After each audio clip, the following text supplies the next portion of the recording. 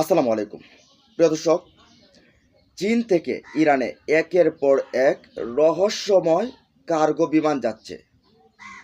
অপরদিকে আবার চীন থেকে চীনের প্রেসিডেন্ট শি জিনপিং আমেরিকাকে উদ্দেশ্য করে বলছেন, হ্যালো আমেরিকা, আপনার দিকে ধ্বংসের প্রেতাত্মা ছুটে যাচ্ছে। দেখেন, ইরান আর ইসরায়েলের যুদ্ধ, যেটা এই মুহূর্তে ইরান আর ইসরায়েলের যুদ্ধের মধ্যে নেই।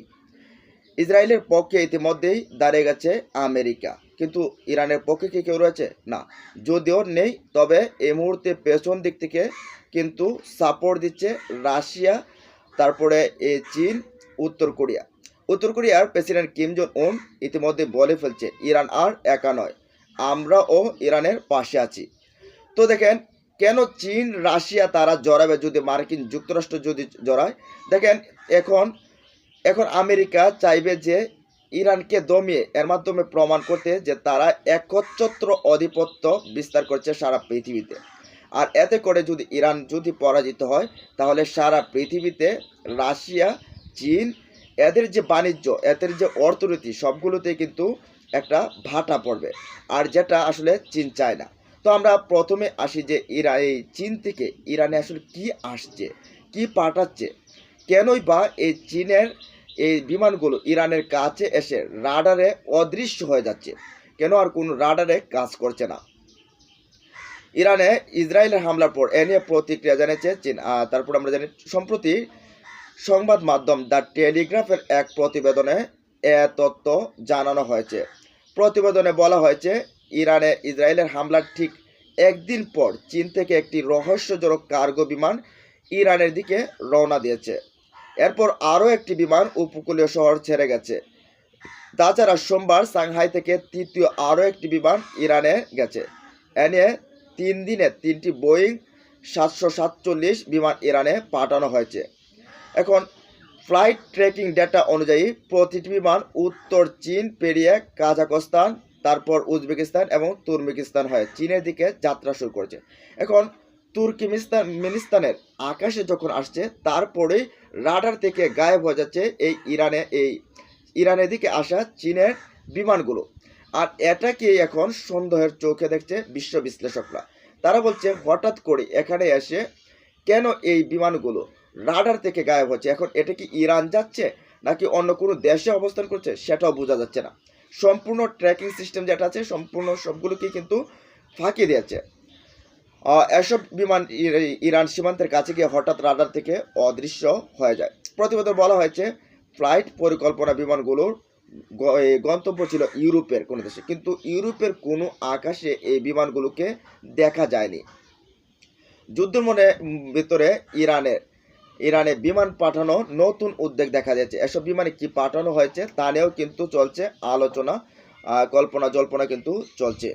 ইতিমধ্যে ইসরায়েল বলছে যে এই চীন থেকে সরাসরি নাকি অস্ত্র দিচ্ছে ইরানকে, আর এই অস্ত্র দিয়ে বিভিন্ন ক্ষেপণাস্ত্রকে তারা উদ্ধৃতি দিয়ে বলছেন, এই ক্ষেপণাস্ত্রগুলো চীনের তৈরি করা, রাশিয়ার তৈরি করা, এগুলো দিয়ে আক্রমণ করছে ইরান। যদিও এটার সাথে তেমন কোনো সত্যতা নেই যে চীন আদৌ কোনো অস্ত্র পাঠিয়েছে কিনা, রাশিয়া অস্ত্র দেয় না, এটা সম্পূর্ণভাবে ক্লিয়ার। তবে বিষয়টা হচ্ছে যে মার্কিন যুক্তরাষ্ট্র যখন জড়িয়ে যাচ্ছে এই ইসরায়েলের দিকে, তখন পশ্চিমা বিশ্ব ইসরায়েলের দিকে সাপোর্ট দিচ্ছে। অন্যদিকে ইরান যদি এ পর্যন্ত একা লড়ছে, কিন্তু তার পাশে পেছনের দিকে কিন্তু দেয়াল হয়ে, যদিও বিবৃতিতে আছে, কিন্তু দেয়াল হয়ে দাঁড়িয়ে আছে চীন, উত্তর কোরিয়া, রাশিয়া কিন্তু রয়েছে। এখন যুদ্ধটা যখন আরও বিস্তৃত হবে, তখন একটা অস্তিত্বের কিন্তু প্রশ্নে এসে দাঁড়াবে যে আসলে এই জায়গাটা থেকে যদি আমেরিকা জিতে যায়, ইসরায়েল যদি জিতে যায়, তাহলে পরবর্তীতে এই আমেরিকা হাত দেবে চীনের বাণিজ্যে, অর্থনীতিতে, উত্তর কোরিয়ার দিকে নজর দেবে, তারপরে রাশিয়ার দিকে এমনিতে তো যুদ্ধ লাগিয়ে রাখছে ইরানকে, এই ইউক্রেনকে দিয়ে। এগুলোকে কিন্তু তাদের একটা সংকট, তাদের এই যে এই রাজত্বের একটা সংকট আছে, সেই সংকট পড়বে তাদের দিকে। তো যার কারণে তারাও চাইবে না যে ইরান একা হয়ে যাক। অপরদিকে দেখেন, চীনের প্রেসিডেন্ট একেবারে সরাসরি হুমকি দিয়ে ডোনাল্ড ট্রাম্পকে বলছেন, হ্যালো আমেরিকা, আপনার দিকে ধ্বংসের প্রেতাত্মা ছুটে যাচ্ছে। বলতে তিনি পূর্বেরকার রাজাদের সাম্রাজ্যগুলোর পতন কীভাবে হয়েছে সেইগুলোকে স্মরণ করে দিয়ে তিনি বলেন, 5000 বছর আগেও চীনেই সাম্রাজ্যবাদীরা ছিল, তারা এই ক্ষমতার ভারে পতন হয়ে গেছে। আমেরিকা যদি চিন্তা করে যে পৃথিবীর এক প্রান্ত থেকে আরেক প্রান্ত তারা শাসন করছে এবং শাসন করবে এবং একচ্ছত্র আধিপত্য বিস্তার করবে, আর তাদের এই মনোভাবের কারণে আমেরিকাও ভেঙে পড়বে। তারা বলেন যে মঙ্গলরাও সারা পৃথিবীতে ত্রাস সৃষ্টি করেছিল, কিন্তু মাত্র কয়েক বছরেই তারাও তাসের ঘরের মতো ভেঙে পড়েছে। আমেরিকাকে উদ্দেশ্য করে তিনি চীনের প্রেসিডেন্ট শি জিনপিং বলছেন, যদি আপনারাও এরকম পরিস্থিতিতে যান তাহলে আপনাদের পরিস্থিতিও সেই পূর্বেরকার সাম্রাজ্যবাদীদের মতো হবে। আমেরিকা হয়তোবা সেই ইতিহাস থেকে শিক্ষা নেয় না, আমরা ইতিহাস থেকে শিক্ষা নেই, আমেরিকা শিক্ষা নেয় না, যার কারণে আমেরিকার জন্য কঠিন দিন অপেক্ষা করছে।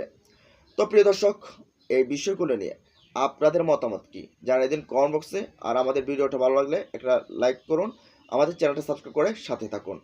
ভালো থাকুন, সুস্থ থাকুন, আল্লাহ হাফেজ।